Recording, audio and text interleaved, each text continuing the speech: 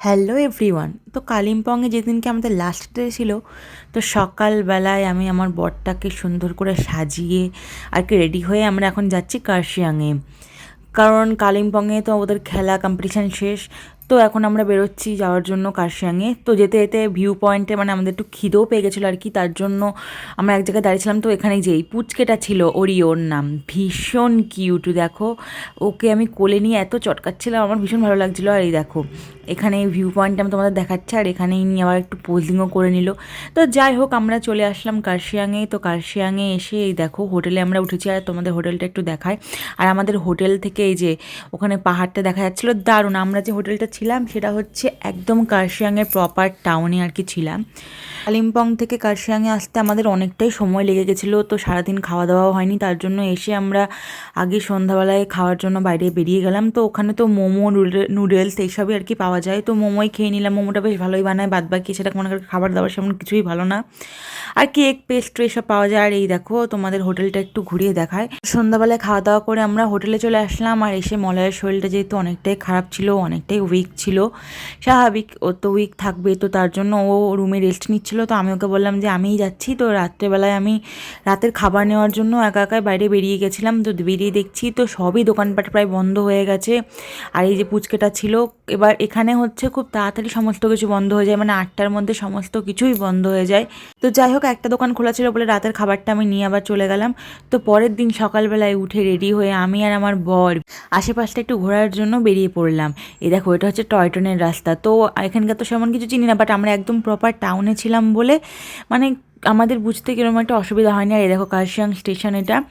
তো যাই হোক আমি ফোনে ম্যাপ বার করলাম, তো ম্যাপ দেখে দেখে আমি আরও ঘুরে ঘুরে বেড়াচ্ছিলাম। তো যাই হোক সকালটা ভীষণই ভালো কাটলো। তো তারপর এখানে দেখো কত ফুলের টব, আর এখানকার ডগগুলোকে আমার ভীষণ ভালো লেগেছে, কারণ ওরা পুরো অন্যরকম দেখতে আর ভীষণই কিউট।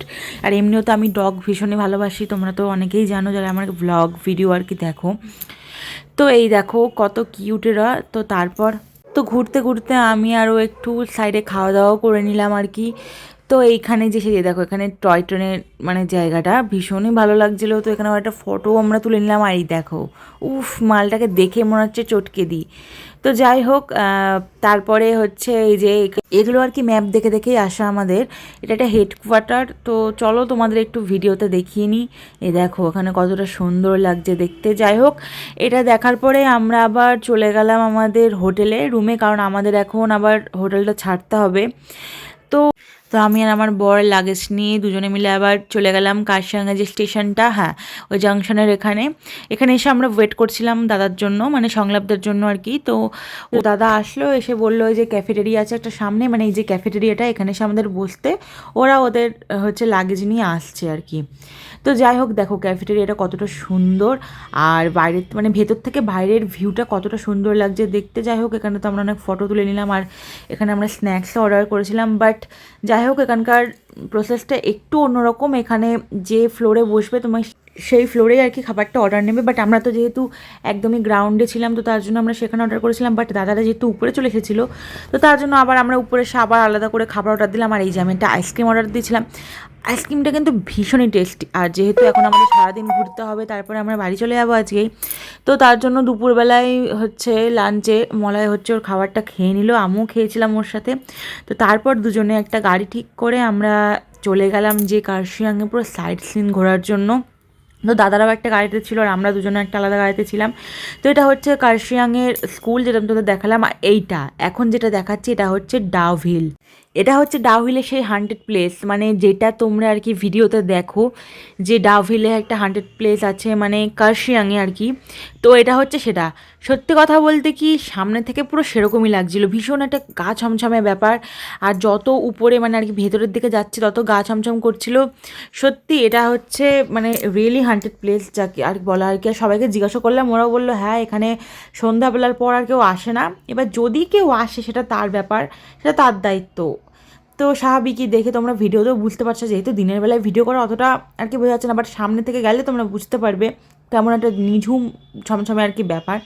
তো তারপর সেখান থেকে আমরা চলে আসলাম চিমনিতে, এই যে চিমনি, আই লাভ চিমনি লেখা।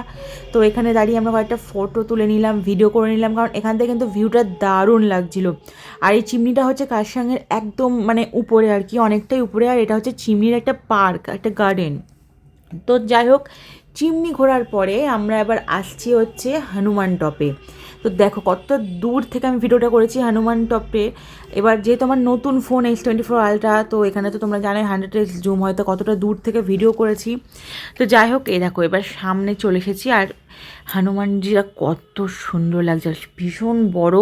তো হনুমানজিটা কিন্তু ভীষণই ভালো লাগছে, আর মানে এত সুন্দর দেখতে লাগছে সত্যি সামনে থেকে। মানে যারা তোমরা কার্শিয়াং এসেছো তারা তো জানোই, আর যারা আসোনি তারা কিন্তু কার্শিয়াংয়ে এসে অবশ্যই ঘুরে যেতে পারো, কারণ জায়গাটা সত্যি কথা বলতে আমার ভীষণই পছন্দ হয়েছে। আর এটা হচ্ছে বাজরংবলির এই মন্দিরটা, আর পাশে পুরো টি গার্ডেনে ভর্তি। আর আমরা যখন এখানে এসেছিলাম তখন এখানে অন্যান্য অনেক স্কুলের বাচ্চারাও এসেছিলো, তো ওরাও আমাদেরকে আর কি দেখছিলো, আমরা ওদের দেখছিলাম। তো যাই হোক, তো নেতাজি মিউজিয়াম ঘুরে এবার আমরা যাচ্ছি হচ্ছে শিলিগুড়িতে বাস ধরার জন্য। এই যে আমাদের বাস চলেও এসেছে। আর সত্যি কথা বলতে এই বাসটা আমার অতটা ভালো লাগেনি। আমরা যাওয়ার দিন যে হচ্ছে লোকনাথ ট্রাভেলসে ছিলাম, ওই বাসটা কিন্তু খুবই ভালো ছিল, এই বাসটা আমার অতটা ভালো লাগেনি। আমাকে ওরা ফোনও করেছিল রিভিউ দেওয়ার জন্য, তো আমি ভীষণ ব্যাড রিভিউ দিয়েছি।